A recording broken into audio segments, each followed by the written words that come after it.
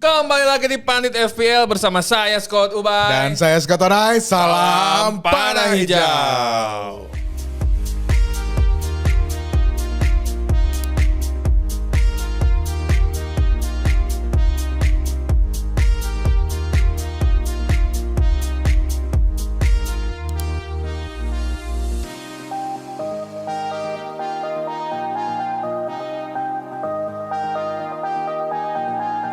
Oke Scott Onai. Hai, kembali lagi ke FPL ya.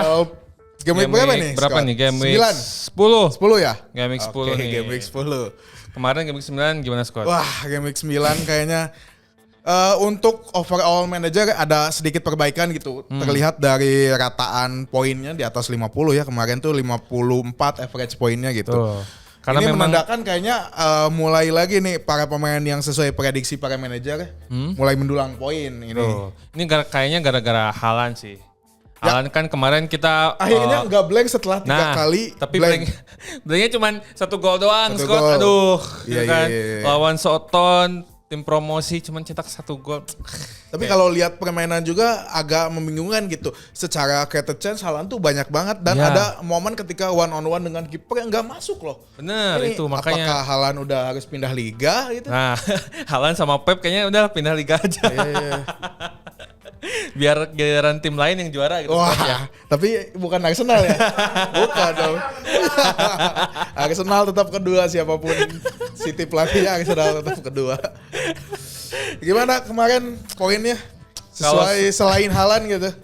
Kemarin sih poin selain Haaland sih ini Woods ya. kayaknya yang Woods, banyak menarik konsisten perhatian, Woods konsisten terus.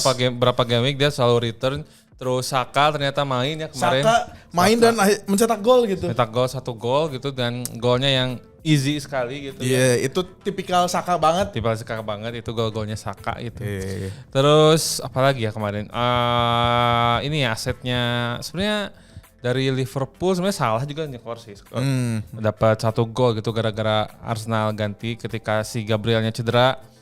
Masuk Kiwior agak ya gitulah pertahanannya. Yeah. Terus Isak cetak gol lagi ini yang bikin bingung para manajer di posisi striker. Betul. Udah ada Haaland yang udah hampir pasti secure satu tempat gitu. Ada Welbeck yang konsisten kemarin cedera cetak gol. Isak cetak gol juga. Woods juga cetak gol. Raul Jimenez juga cetak gol. Cunha. Wah ini makin pusing. Gitu. Makanya di game 10 juga kita tetap pakai formasi 3-4-3 ya, maksimalkan 3 striker ya. Sebenarnya gitu. kalau bisa 4 ya sebenarnya. Nah, untuk game sekarang cuman strikernya maksimal 3 ya. 3 Inilah aja, pilihan yang terbaik. Di Di game week 10 ada yang menarik nggak nih, Scott? game 10 satu-satunya yang menarik sih ini ya match MU Chelsea ya. MU Chelsea. Ini main di mana Scott? Di Old Trafford ya. Ya setelah kemarin Ten Hag dipecat. Terus menang di Carabao, terus Van Nistelrooy ngomong di ruang ganti gitu. Kalau nggak ada yang cetak gol, saya yang main katanya. Dia siap main untuk akhirnya cetak 5 gol gitu. Daripada dia yang main kan, dia yang udah punya kuasa sekarang. Berarti buat para manajer ini pemecatan Ten Hag ini kabar positif apa negatif Scott? Bagi para manajer kayaknya agak kebingungan soalnya secara fixture list MU ini lagi bagus-bagusnya gitu ya. FDR-nya 2, 1, 3 gitu ya maksimal dari 5 game ke depan. Cuman ya kita harus tetap aja uji konsistensi para pemain MU karena kemarin yang golin 2 malah Casemiro terus Bruno juga gitu. Nggak ada rotasi untuk Carabao Cup karena khawatir terjadi sesuatu ya, semoga nggak ada kelelahan juga nih lawan Chelsea nanti di akhir pekan. Berarti positif lah ya. Semoga deh. Semoga. Saya sebagai yang kemarin memantau MU juga agak kaget sih lah Ten Hag dipecat gitu kan. Ini gimana nih kita sebagai itu hari berkabung para fans bola ya, kecuali fans MU gitu. Oke lah, jadi harus agak ini ya, agar picture-nya bagus, cuman karena ada pergantian pelatih jadi mungkin harus agak diperhatikan juga perlu ini kali ya, perlu adaptasi juga gitu betul ya. Apalagi kalau misalkan tiba-tiba datang pelatih baru gitu kan game week sebelum game week 10 gitu. Berarti kan adaptasi lagi gitu. Kayaknya enggak kalau game week 10 tetap Van Nistelrooy yang jadi caretaker-nya ya. Oke, langsung aja nih Scott di game week 10, tapi sebelumnya kita ingatkan kembali kalau Pandit FPL juga hadir di berbagai platformnya, ada di Instagram, di X, silakan di follow, juga jangan lupa subscribe YouTube-nya, dan juga ada artikel sekarang di webnya Pandit Football.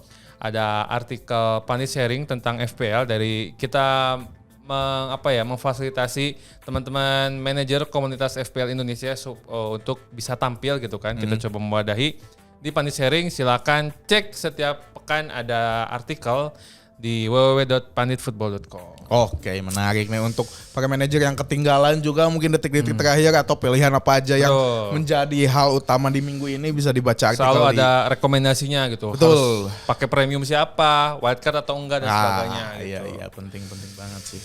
Langsung aja Scott. Tadi udah disebutkan ya untuk game week 10 ini kita menggunakan formasi 3-4-3. 3-4-3.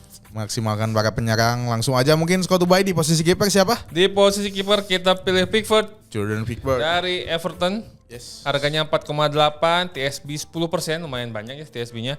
Dan potensi clean sheet-nya ada dari lawan ya, karena lawannya adalah Soton ya. 4 game terakhir Soton shots-nya paling sedikit, hanya ada 36 shots, in the box 30, target 14, dan goal conversion-nya hanya 11,1%.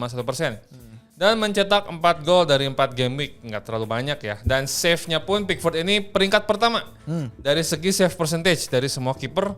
Di 4 game week terakhir dia punya save percentage 90,9% dengan menciptakan 10 save. Jadi Pickford kemungkinan bisa clean sheet lawan Soton atau gak dapat juga tambahan poin save-nya, Scott. Ya, setuju juga sih dengan Pickford karena secara fixture list gitu ya di FDR-nya Everton ini lumayan enak gitu. Jadi untuk pemilihan Pickford jaga panjang gitu 5 atau 6 game kayaknya cocok juga nih. Bisa dipertimbangkan ya Pickford ya.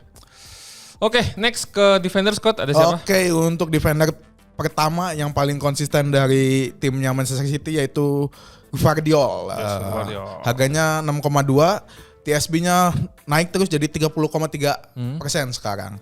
Terus potensi clean sheet-nya secara tim dari 4 game week terakhir, City ini adalah salah satu tim yang paling bawah menerima tendangan melalui ancaman atau shoot conceded hanya 30 kali, in the box-nya 26, on target 12, golnya 4 dan sudah menciptakan 1 kali clean sheet. Terus Gvardiol ini adalah salah satu back yang paling banyak melakukan attacking point nih. Ada potensi gol atau assist dari Gvardiol. Dari 4 game week terakhir secara statistik individu, Gvardiol ini top 5 defender yang paling banyak melakukan shoot, yaitu 6 kali. In the box-nya 3 kali, on target 3 kali, dan sudah menciptakan 2 gol. Selain itu, dia juga salah satu back yang created chance-nya lumayan banyak, yaitu 7 kali gitu. Selain ada gol, ada assist juga. Ya taking point-nya cukup bagus gitu untuk Gvardiol ini. Terlepas kita mengandalkan bonus point clean sheet, itu bonus lah ya kalau clean sheet itu. Tapi Gvardiol ini secara taking point-nya sangat bagus. Kemarin di Carabao Cup juga kalau nggak salah Gvardiol diistirahatkan. Dirotasi ya. Dan yang main tuh si Rico Lewis gitu. Sama jadi, Walker main kemarin. Jadi ya mungkin bisa Gvardiol lebih fit kali ya nanti di Liga Inggrisnya gitu. Jadi kemungkinan Gvardiol tetap main gitu pas lawan siapa nih City ini, lawan Bournemouth ya. Oke, nextnya kita pilih dari Wolves Ryan Ait-Nouri, harganya 4,6, TSB-nya komoditas panas juga ya. Tuh, karena dia udah cetak 2 gol kalau nggak salah 4 game terakhir. 4 game 3 gol ternyata. 6,9% TSB-nya. Potensi clean sheet-nya dari Crystal Palace, karena Crystal Palace ini agak menarik juga nih. Crystal Palace ini 4 game terakhir goal conversion-nya paling rendah, hanya 3,3%. Shots-nya padahal shots-nya banyak banget tuh, 60, tapi yang jadi gol cuma 2 dari 4 game week gitu. Kayaknya kalau nggak salah si Crystal Palace baru mencetak gol di game week kemarin kalau nggak salah. Nah itu, ya kan Eze cuman assist sih kemarin. Iya, Mateta golin. Mateta yang golin. Kalau dari potensi golnya udah jelas kemarin Ait-Nouri udah 4 game week cetak 3 gol, juga dari sisi assist juga Ait-Nouri jadi defender peringkat ketiga yang melepaskan creating chance paling banyak ketiga, ada 8 gitu. Jadi ya cukup besar potensinya dari segi gol maupun assist. Dari clean sheet juga ada karena lawannya Crystal Palace. Jadi cukup lengkap lah Ait-Nouri. Harganya juga murah, 4,6. Iya, untuk seorang defender dari Wolves kayaknya ini salah satu aset diferensial yang harus dipertimbangkan juga ya. Betul. Fixture-nya juga bagus lawan Crystal Palace. Next, ada siapa Scott? Oke, yang terakhir ada Justin Timber. Justin ya namanya? Julian. Kan? Julian Timber dari Arsenal. Justin ada sih dari Arsenal, tapi beda. Ini kayaknya salah satu back yang dari Arsenal yang saat ini mungkin kepastian bermainnya cukup tinggi karena yang lain selain cedera ada juga kartu merah kan. Kayaknya Timber ini yang paling pasti main untuk Arsenal gitu. Aduh, iya sih. Suka sedih dengar kartu merah di Arsenal nih. Iya, itu gara-gara wasit. Gak mungkin pemainnya wasit itu. Oke, dari Timber ini salah satu pertimbangannya harganya cukup murah dibanding aset defender Arsenal lainnya, harganya 5,5. TSB-nya juga masih di bawah 5%, 1,2 gitu. Potensi clean sheet-nya dari 4 game week terakhir, secara tim Arsenal ini adalah tim nomor 2 terbawah yang paling sedikit menerima tendangan melalui ancaman atau shot conceded. Kalau tadi City pertama paling bawah, Arsenal ini kedua gitu paling bawah. Hanya 35 in the box-nya 24, on target-nya 13, golnya 7 gitu. Terus lawannya adalah Newcastle nih Arsenal ini. Newcastle ini secara tim adalah tim nomor 2 terbawah, gol konversi paling kecil hanya 3,5% atau 2 gol gitu. Jadi hanya ada 2 gol dalam 4 pertandingan di Newcastle gitu. Terus ada potensi assist dan juga gol dari Timber. Ternyata Timber ini lebih bagus dibanding Gvardiol dari created chance. Created chance-nya sudah 8 gitu dari 4 game week terakhir. Jadi ada potensi juga Timber untuk melakukan assist gitu ya di posisi ini nih. Secara eye test juga Scott ya, saya sebagai fans Arsenal nontonin Timber ini di atas ekspektasi sebenarnya. Karena ternyata Timber bisa main di banyak posisi Scott. Bisa di bek kiri, bisa di bek kanan. Tadi juga lawan Preston North End ya, lawannya Arsenal kemarin di Carabao Cup gitu. Ada yang lebih keren sebenarnya, Chelsea lawan Noah. Chelsea lawan Noah setelah lawan di ini ya, di Liga UCL Melon ya, lawan Noah. Jadi London lawan Antapani gitu. Lawan Noah sih lucu asli dah. Ini Preston nggak terlalu keren Scott. Ada yang lebih keren. Ada yang lebih keren ya. Lawannya Chelsea nanti di UCL Melon gitu. Kembali lagi ke Timber. Nah, kemarin main di sisi kanan dan juga dia sangat aktif menyerang Scott.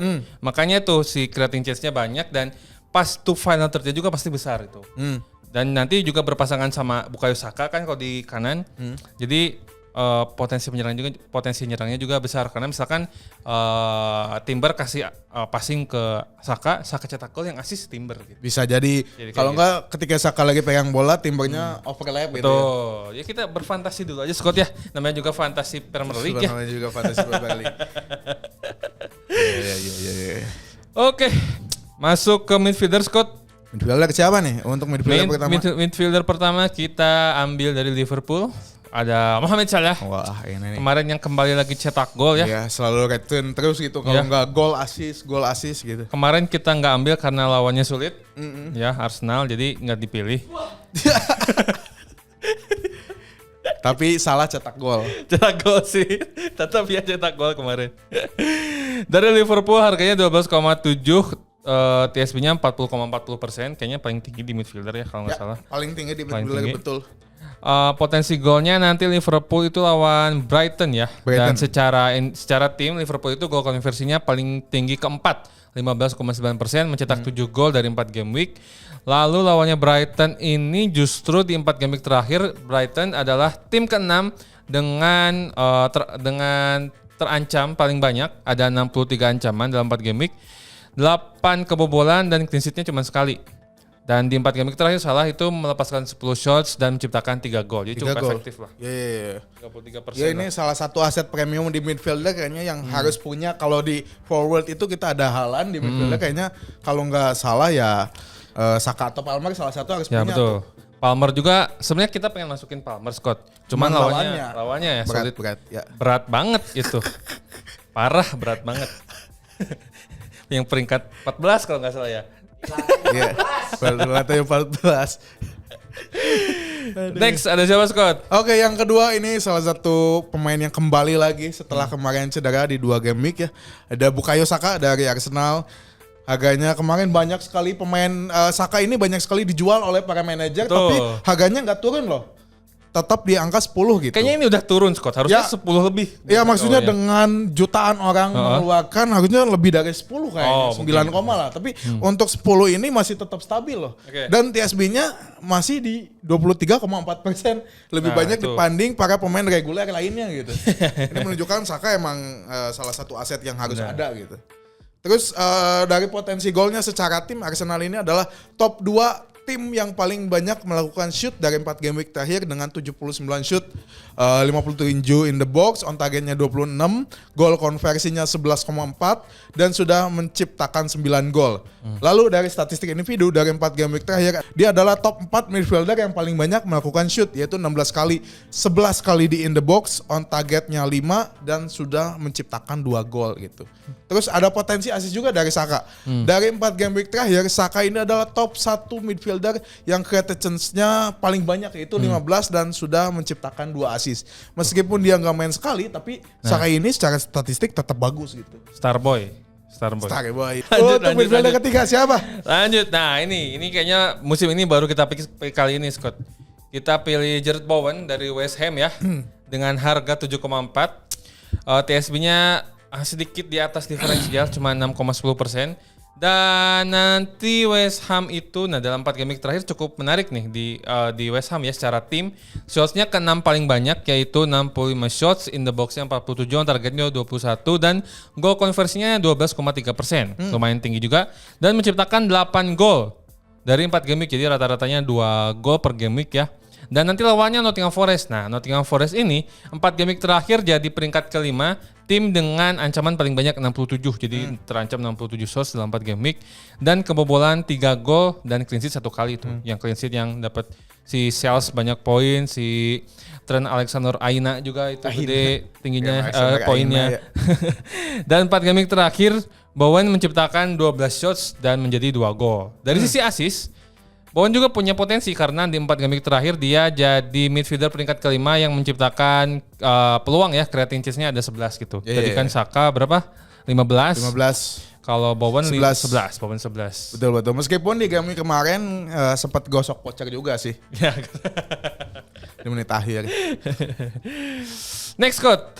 Terakhir. Oke, untuk midfielder terakhir kita pilih Mbeumo dari Brentford. Mbeumo. Harganya 7,7, TSB-nya 37,9, salah tinggi satu banget ya. midfielder yang paling banyak diminati karena harganya yang murah nih. Waduh, pantesan ini saya ke panah merah nggak punya Mbeumo nih.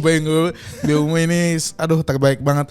Secara tim ternyata dari 4 game week terakhir mengejutkan juga nih. Brentford ini adalah top 1 tim yang gol konversinya paling tinggi. Yaitu 20%. Dari 4 game week sudah menciptakan 11 gol. Lalu dari statistik individu, Mbeumo ini adalah sudah menciptakan 11 shoot dan 4 gol.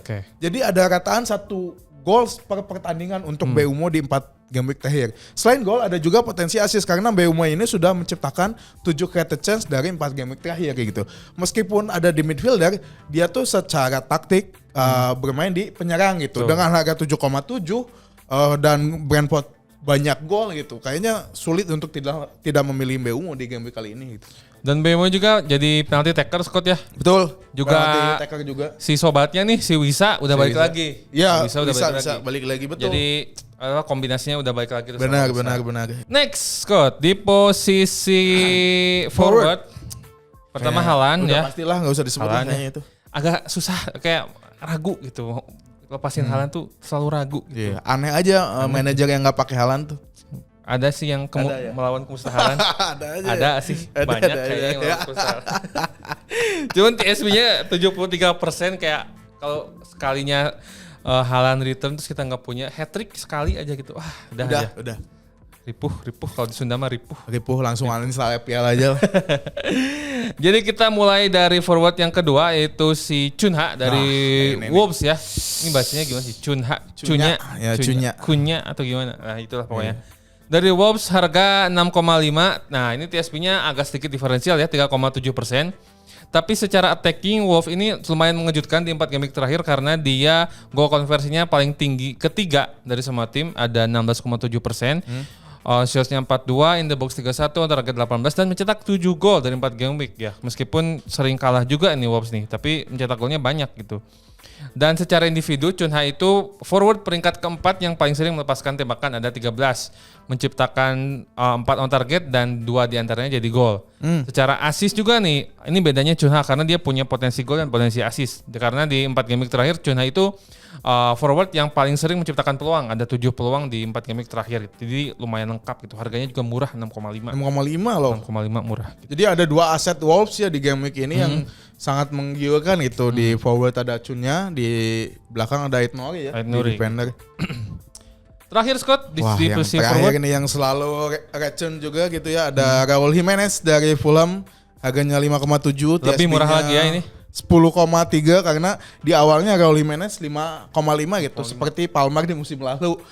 Yang sekarang harganya nomor 2 tertinggi gitu si Palmer. Nggak tahu nih Jimenez kalau konsisten kayaknya mendekati Haaland mungkin musim depan. Nggak tahu juga tuh. TSB-nya sekarang udah 10,3 gitu. Terus dari potensi golnya gitu, Fulham ini akan lawan Brentford. Brentford ini meskipun banyak cetak gol, banyak juga terancam melalui tendangan. Yaitu nomor 3, dia sudah shoot considernya 70, in the box-nya 43, on target 25 dan kebobolannya 9 ya.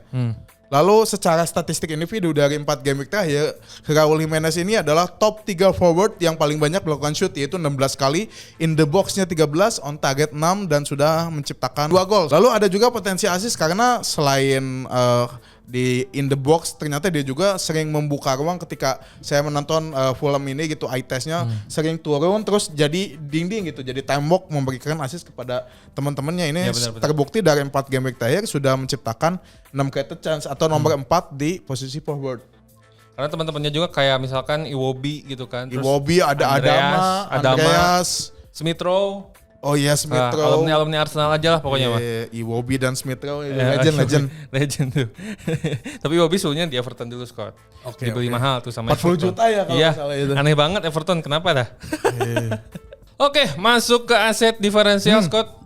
Di posisi kiper, nah ini kita pilih favorit Scott Ubay ini. Nah ini kita pilih, ini sales ya namanya ya, sales gitu, antara apa nih, diskon ya? Diskon. Sales. Atau apa? Sales. Kirain ketika beli dapat diskon gitu enggak ya? Tahu harganya naik pada 4,6 ya, harganya 4,6, TSB-nya 4,9%, hampir 5% lah. 4 game terakhir sales itu jadi kiper dengan save percentage paling banyak kedua setelah Pickford ya tadi, 83,3%. Save-nya ada 15 dari 4 game week. Wow, banyak banget ya. Hampir 4 save per game week lah. Dan risikonya sebenarnya lawan West Ham tadi karena kita pilih si Bowen juga ya. Risikonya lawan Fulham, West Ham. West Ham 4 game week terakhir shotnya paling banyak ke 6 seperti yang kita tadi jelaskan waktu bahas Bowen ya. Dan goal conversion-nya cukup tinggi 12,3% dengan mencetak 8 gol dari 4 game week. Jadi ya namanya juga ya aset diferensial ya, selalu ada risikonya gitu. Tapi kebuktian sih kemarin Sales juga banyak dapat clean sheet gitu. Jadi ya semoga aja bisa meneruskan clean sheet-nya. Next Scott, dari defender nih. Oke, dari defender kita pilih dari timnya Ed Shearer, yaitu Ipswich Town, yaitu Leif Davis. Ini udah sering banget kita masukin diferensial Scott ya. Betul sekali, karena harganya tetap stabil di 4,5, TSB-nya nggak naik-naik, cuma 2,2%.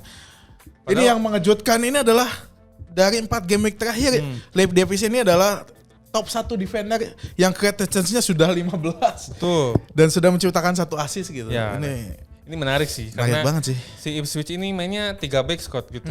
Dan Leif Davis ada di back sayap ya, back sayap kiri kalau jadi salah. Ada di 5 gelandang lah gitu. Jadi lumayan menarik tuh. Ya, cuman ya ada resikonya juga karena lawannya Leicester ya gitu. Salah satu tim yang gol konversinya cukup tinggi yaitu 17,5%. Sudah menciptakan 7 gol dari 4 game week.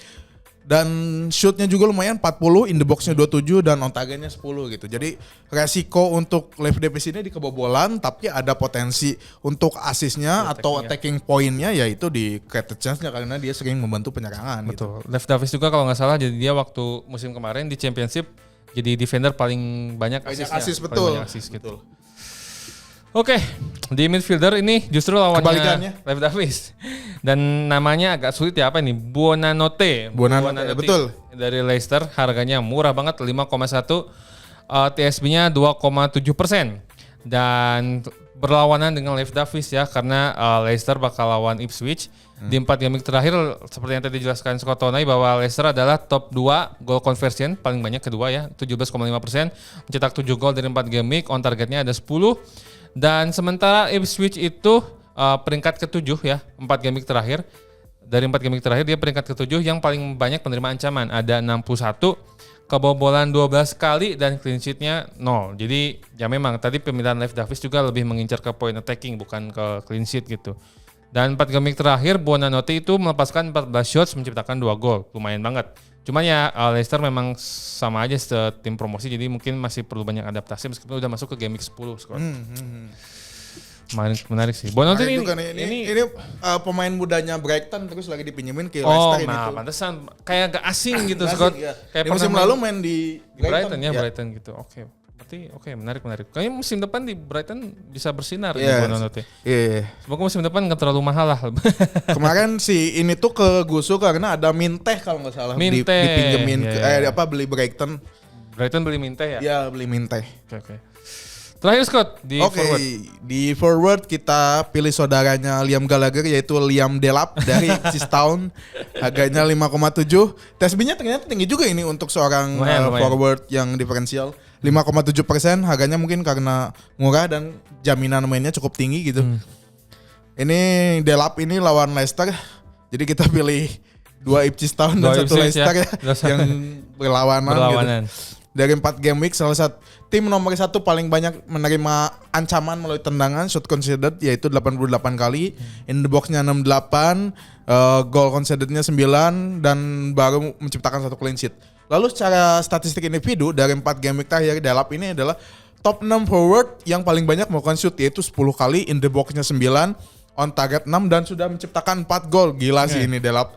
Delap keren ya. Ini aset-aset hidden gem untuk forward yang harganya murah itu bisa di Delap gitu.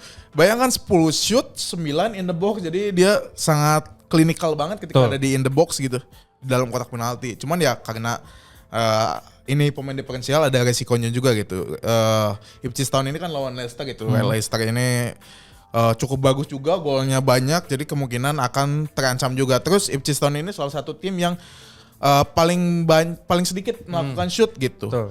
Hanya 48 dan baru mencetak 6 gol dari 4 game week. Jadi 6 gol, 4 golnya itu dari Delap. Nah, itu yang menarik sebenarnya. Dan Delap shots-nya ada 10 dan Ipswich satu tim 48. Jadi seperempatnya udah dari Delap gitu. Iya, betul. Jadi mungkin ya ke talismannya di Delap gitu lah. Makanya antara Leif Davis atau Delap lah perkiraan diferensial yang cukup menarik di game week 10 skor.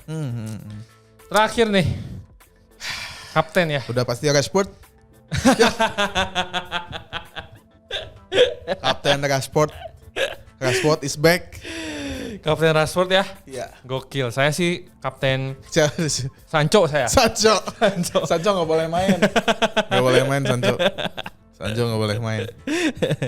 Rashford ini kan kemarin waktu di lawan mana ya? Kemarin lawan mana sih? WSM. Lawan WSM itu main gak Scott? Main ya. Tapi cuman karena pelatihnya agak antik jadi diganti padahal lagi bagus gitu.